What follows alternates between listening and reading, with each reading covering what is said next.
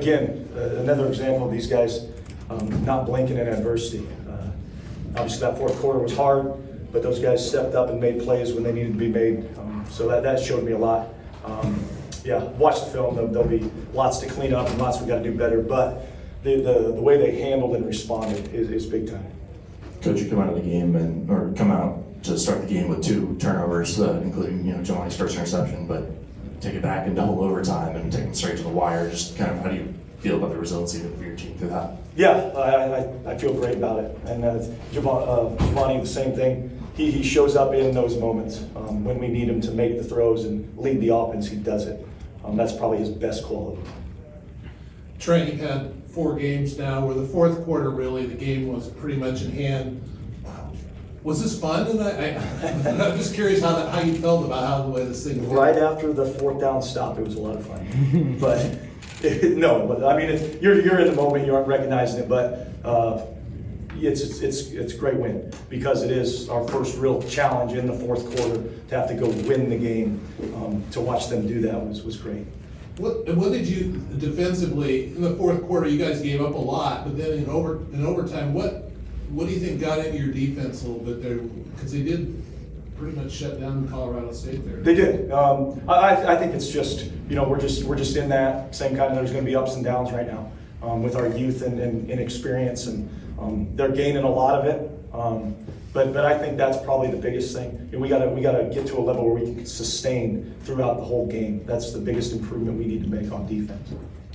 Trent, that final drive that set up the Everett field goal, I mean, looking back on it now, how big, A, Josh Gray jumping on that fumble, and then B, Everett, who his struggles had been noted coming into the week, hits a big kick like that. And, I'm just curious, in that moment when your guys were trailing, was there any doubt or was there complete confidence and mindset in this team they'd go down the field and get in field goal range? There was no doubt for those guys. They believed, they knew they were going to do it, and they went down and did it. And then, like I said I think Monday, I have every faith in Everett's ability to make those kicks. And we gave him good protection, which helps the kicker a ton, and he was able to knock it through. Clutch kick. Trent, so much happened there at the end, obviously the overtime is the final 2 minutes. Just off the top of your head, your mind's eye, what are the plays that stand out in your mind? We had 3 third and longs in the touchdown drive in the fourth quarter. We get off the field there, the game's over. That stands out in my mind. That we got to get off the field in third extra long, third and long. I mean, we can't let teams stay in there. Is that just part of being a head coach that you only see kind of where there's room for improvement? Oh, absolutely. That's just who I am anyway. Yeah. You've been talking about it already back here in the back, but just the resiliency of this team, what did they show to you tonight, and what did they sort of say about the team overall? Yeah, I think it says a lot about their ability, again, to handle these tough moments, handle adversity. When things aren't going great for us, they respond and with toughness and grit. And it's a great quality to have. And so there's going to be games. I mean, every year you can point out a couple games in those tight, 1 or 2 point games that swing a season. And I think so. That's why I think this win was so big to be able to pull it off. Are you ready to see Colorado State multiple times, throughout the rest of your career? I don't know. The throw to the tight end has not been big for the first 4 games. Was that a big part of the plan today, or did it just sort of evolve to get to Jermaine? Because I think he had 6 or 7 catches. Yeah, it evolved, and then I think Purdue was going to be tough because of all the man-to-man coverage they played and the defense that they played. We got a little bit more zone tonight than what we've seen from the last couple teams, so I think that helped get the tight ends free a little bit more. So it was an effort to involve them in the passing game, but it also was part of just what we got. They were open tonight. Jam leaves the game early. How big was Giovanni's, play to be able to, run the ball effectively the way he did? I think he had 3 touchdowns or something like that?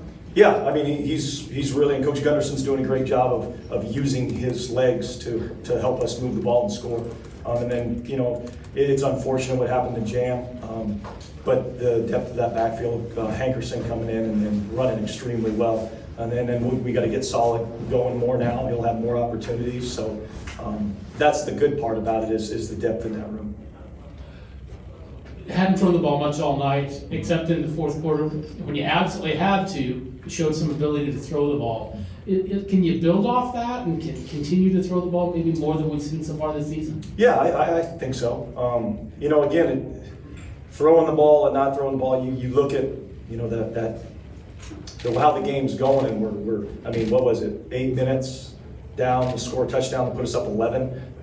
So when you can do that to a team, you know, again, I think Gundy does a great job of calling the game that's happening, you know, and not trying to force things or, oh, I need to have throws or I need to have runs. He stays within what's working. I think he does a great job of that. You talked about the depth in the backfield. Obviously, will have to be, you know, risen up a little bit with Jam. Is it something where you're ready to say he'd be out for the year, or still to be couldn't tell you determined? that. Yeah, I couldn't tell you that now. They had first down at the 2, they're double overtime, and he obviously backed him up, and then the penalty delay of game. Oh, really, substitution. Just what stands out to you about that sequence, and what do you think that can do for this defense? Because I mean, obviously there was, like you said, an up and down performance on the line, but to have that kind of success when it really mattered. Yeah, I think that should be huge for our confidence, the ability to close the game out, and bow up when we need to. I think that should be a big time confidence for them, because there's a lot of ability on that side of the ball. We just got to get it more consistent for the whole game. But I like the way they play, and they step up when it counts. This one kind of being that first official Mountain West game, does this feel like a bit of a statement win? You know, you guys being obviously the Pac-12 in the Mountain West this year? No, I don't think that's a thought process for anyone. It's a win, 4-1, and puts us where we want to be at this moment. So I think that's as much as it is. It's the second time in as many games where you've seen kind of Giovanni be able to put the team on his back in a critical situation. He did it against Purdue with that 2-minute drill before the half, and now this time in the fourth quarter to go get points. Is he just a gamer? Is that just how he's wired in those situations? Yeah, I think he is. You look at what we were able to do to close out both halves. You know, the first half and the second half, and really all season.